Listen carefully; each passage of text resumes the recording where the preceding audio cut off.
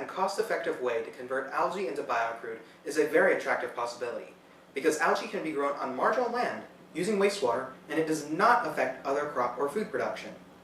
This is easier said than done, because currently extracting biocrude from algae is a very expensive process.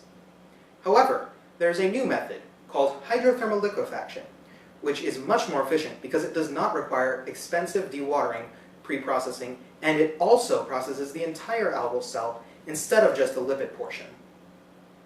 Not a lot is known on how algal cell composition affects the biocrude produced, so I thought I would figure out what the optimal growth conditions for creating algae would be so that they'd be best for hydrothermal liquefaction.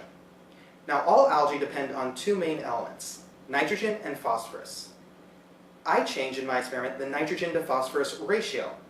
I set up three 1,000 liter tanks with nitrogen to phosphorus ratios of 50 to 1, 16 to 1, and 10 to 1. I then let the algae grow, and when it reached approximately 75 milligrams per liter, I harvested.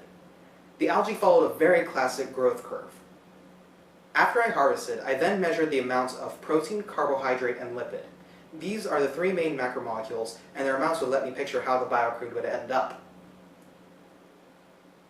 As it turned out, the 16 to 1 tank did indeed produce the highest amount of macromolecules. I wanted to make sure my data was statistically significant, so I plugged all my results into a Kruskal-Wallis statistical analysis. As it turned out, my data was significant to the 0.1 confidence level. A PhD student at KU took a few of my vials and made a few vials of biocrude. As it turns out, the 16 to 1 tank did indeed have the best biocrude. The fact that my findings have already been put to use makes me very proud.